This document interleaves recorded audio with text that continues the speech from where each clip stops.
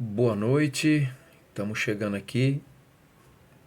Claro que eu estou gravando de dia, vocês estão vendo aí mais claro, né? A claridade do dia batendo. Mas eu resolvi gravar mais cedo, né? Porque nós estamos aí também nos preparando para estar trazendo a palavra no domingo pela manhã para os irmãos. Estaremos pregando pela manhã, o pastor está de férias e nos incumbiu. E vamos lá, sexta-feira. Sexta-feira tá acontecendo que Jesus Cristo já se entregou, né? Ele vai cumprir o propósito de Deus na vida dele. Na oração do Getsemane ele pede isso e assim aconteceu, né? A gente mistura um pouco do nosso sofrimento em ver o sofrimento de Cristo, mas também nos alegramos porque sabemos que tudo isso nos trouxe esperança e porque ele ressurgiu, né? Então, tudo isso é muito, muito maravilhoso e ao mesmo tempo triste, né? Porque nós não queríamos que fosse assim, que conhecemos e sabemos quem é Deus para nós, mas Deus também sabe, irmãos, que se ele viesse hoje, nós também o maltrataríamos como seres humanos, né? Ou nos calaríamos, né? Ou sei lá, mas de qualquer forma, quando Deus mandasse Jesus, nós já sabíamos que esse seria, né, o final da história. É algo predito nas Escrituras e que tinha que se cumprir. Então, aconteceu nessa época, né? E com o povo que ele tinha escolhido para ser o povo que marcasse a história da humanidade com Deus, tá? Então vamos lá. Na sexta-feira, depois que Jesus é pego à noite, ele é levado, né?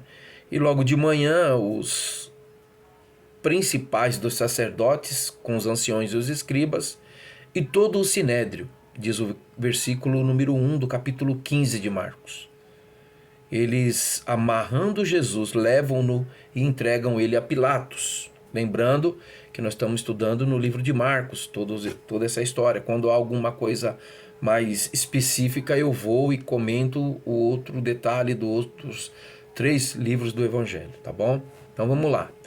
Então no capítulo 15 começa a acontecer aí, né, a via sacra de Jesus nesse caminho, que chamamos de caminho cheio de dor, cheio de tristeza. E eles levam Jesus, né, para Pilatos. Cabe ressaltar, irmãos, que quando aqui fala todo o sinédrio, né, aqui não fala uma quantidade específica, quando refere a todo o sinédrio, mas só para conhecimento dos irmãos, o sinédrio ele era composto de 70 membros. 70 pessoas que compunham o sinédrio, né? E eles deveriam estar com essa total de pessoas lá, fora os escribas, né? Fora aí os anciãos também, que muitos deles faziam parte, mas o sinédrio era 70. E o que me chama a atenção nessa ida de Jesus para ser levado para Pilatos é que o destaque é justamente a questão de acontece em muitos filmes, né? Quando as pessoas elas se reúnem e preparam uma multidão para fazer com que o outro não tenha a opção de não ter resposta àquela que estão querendo levar, né? Ou buscar o que eles querem. Não sei se já viu isso em algum lugar, né? As pessoas manipulando as pessoas para irem junto e vai todo mundo junto e aí acontece que a pessoa acaba se envolvendo com aquele monte de gente em volta, né? Que é o que eles fizeram. Levaram muita gente para junto para Pilatos com Jesus, tá?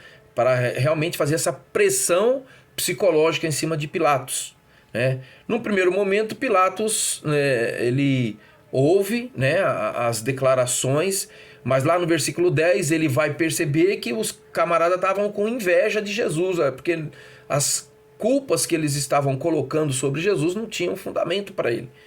mas, né, ele era somente o regente, né, e ele tinha que deixar o povo seguir o seu costume, e é por isso que os líderes religiosos tinham liberdade de ação no meio do povo, continuavam fazendo tudo normal, porque o único conceito que eles tinham é que eles eram dominados, né? Então, os romanos dominavam e tinham o domínio, se precisasse agir com força, agiriam, mas eles tinham liberdade de fazer as suas crenças, né, praticar suas religiões. Então o povo judeu tinha essa liberdade, e as autoridades fizeram isso porque somente a autoridade tinha esse poder. Lá em João, capítulo 18, no versículo 30 e 31, eu vou ler aqui para vocês. Olha só, responderam eles: se ele não fosse criminoso, não o teríamos entregado a ti. Pilatos disse: levem-no e julguem-no conforme a lei de vocês. Mas nós não temos o direito de executar ninguém, protestaram os judeus. Os judeus aqui são os líderes que levaram Jesus para que ele fosse condenado à morte, tá? Então é isso que eu estou querendo. O que chama a atenção nesse ato é justamente isso, né? É que eles queriam entregar Jesus, não tinham motivos, mas queriam ver o fim de Jesus por causa de toda a questão que estava envolvendo a liberdade que eles tinham, o poder que eles mantinham e manipulavam o povo, né? Que eu já contei para vocês dos ais de Jesus em cima dos escribas e dos fariseus que gostavam de fazer essas coisas com o povo, né?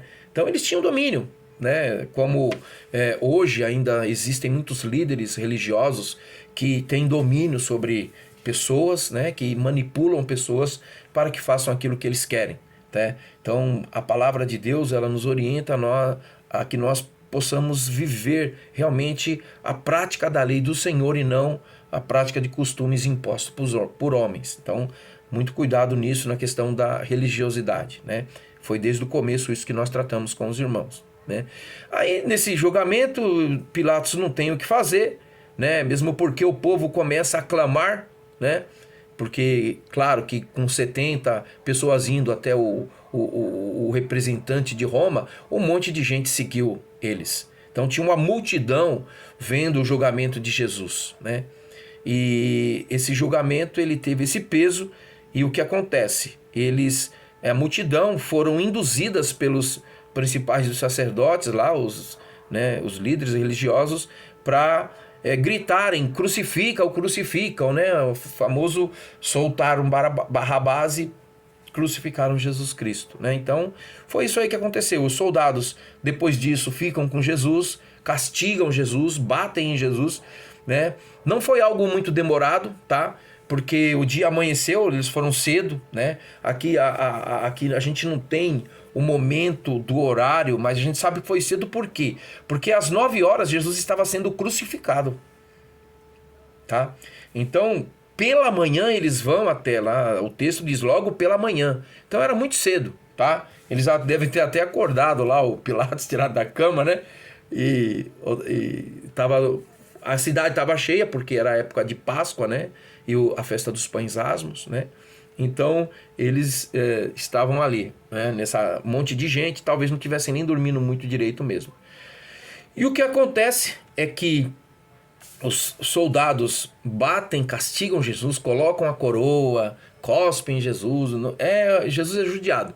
E a gente sabe que ele já vai carregar o madeiro, né? E aí fala lá de que, lá em Marcos do 15, 21, vai falar que precisou até de Simão Cirineu, né? Que era um representante da África aqui, né? Ajudar Jesus a carregar aquela madeira que ele carregou. E a madeira que aqui fala é aquela, só o tronco, tá? Que vai aqui no ombro, tá? Não foi a cruz inteira, não. Porque era costume, todo camarada que era crucificado, né? Pena de morte pelos romanos, eles carregavam essa madeira, tá? Então Jesus já tinha sido castigado, surrado, e vai levar isso daí, né? Carregar a madeira, e ele não consegue, tá? E aí os soldados colocam esse rapaz que parece que aparece na história muito por acaso, né? Ele só é mencionado lá em Romanos depois, a respeito de estar... Quem era ele, na verdade. Talvez em Romanos ele seja citado porque aquele ato já mostra que ele tinha uma religiosidade, Se ele estava ali em Jerusalém, é porque ele cria em tudo aquilo que teria que acontecer ali em Jerusalém. Era uma festa que o povo realmente ia para lá. Todo judeu, todo praticante, né? Aquela pessoa que tinha o judaísmo como religião, ela ia para Jerusalém. Então estava ali e ele ajudou Jesus a levar. Esse é um outro fato que aconteceu também, tá? Aí vem a crucificação, né? Na crucificação de Jesus, né? Aí aqui fala que ele foi crucificado lá no versículo 25. Era a hora terceira quando o crucificaram. Hora terceira no método que eles controlavam, né? O povo judaico contava o tempo. No nosso horário é 9 horas, por isso que eu falei 9 horas. Não, você não vai ler 9 horas. Talvez na linguagem de hoje você vai achar lá escrito 9 horas, tá? Ou em outras versões aí. Mas aqui, nessa que eu tô lendo, ela é a Almeida Revista Atualizada, e ela fala da hora terceira, tá? Que são 9 horas no nosso horário mesmo, tá? Então Jesus é crucificado, tá? Aí não tem nada de novo, a gente já conhece a história, né? Ele é pregado junto com 2 malfeitores, né? E lá por volta das 3 da tarde, né? Ele vai entregar a sua vida, né? A Deus. Ele vai entregar a sua vida mortal ali, né? No caso, como ser humano, como Deus homem, né? Ele entrega a sua vida e ele dá um brado, né?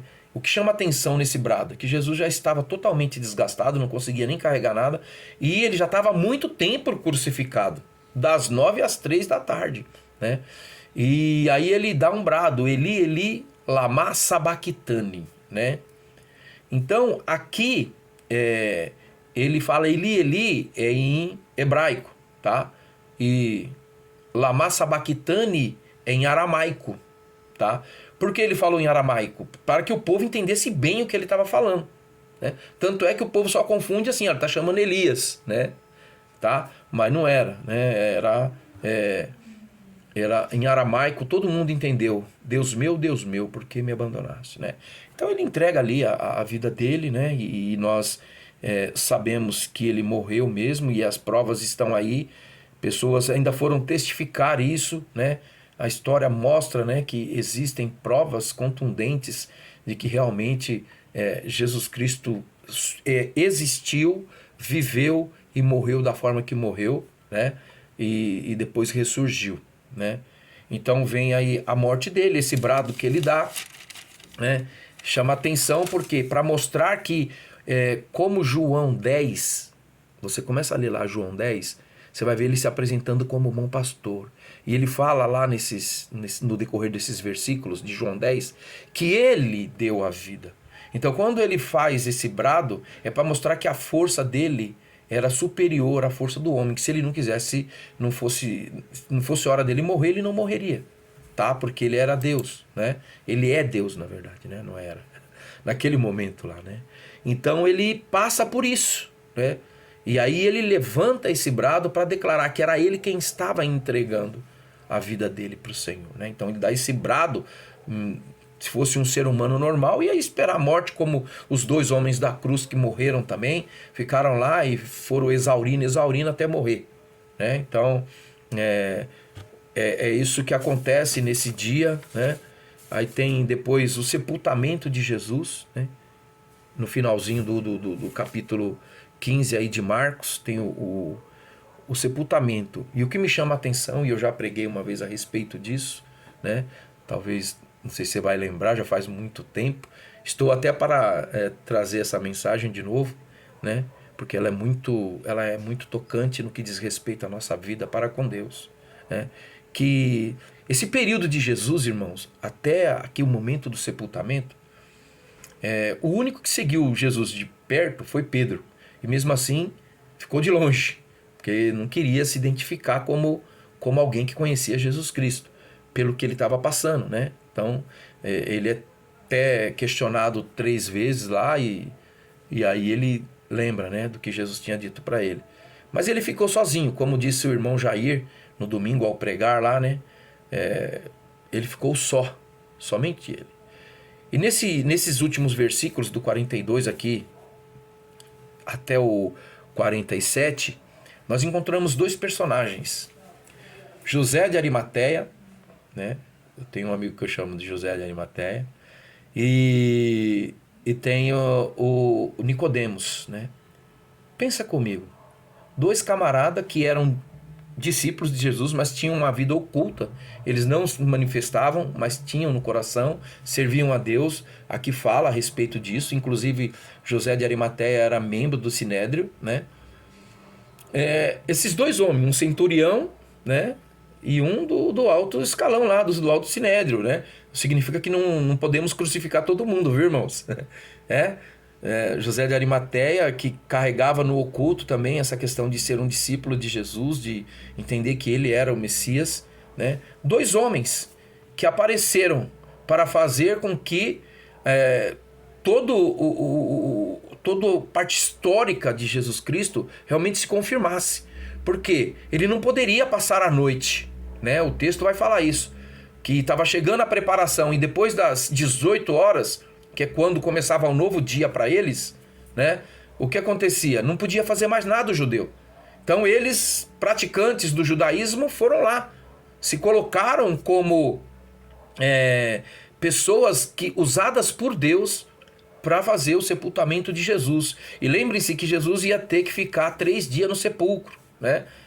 Então tinha isso também. O corpo dele tinha que ser sepultado antes de terminar a sexta-feira. 3 dias, não fala se eram 24 horas cada dia, mas falam 3 dias, tá? Então ele foi sepultado na sexta, antes das 6, sábado e domingo foi quando ele ressurgiu. Então o irmão me mandou um texto lá e eu tinha essa explicação também. Então eu como cristão, eu aceito essa, que é a que mais se aproxima da verdade bíblica, tá bom?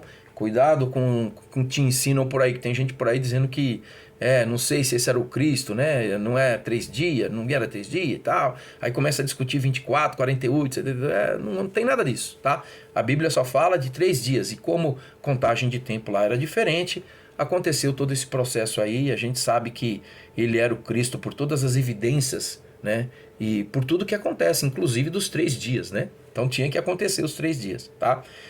Que Deus nos abençoe, né? Nós estamos aqui hoje tristes porque é um dia que nós lamentamos a morte do nosso Rei, do nosso Salvador, mas sabemos também que vamos comemorar, né? No domingo, às 6 horas da manhã, estaremos na igreja, né? Para glorificar a Deus pela ressurreição do nosso Rei que vive para sempre. Amém? Amém. Deus abençoe, meus amados.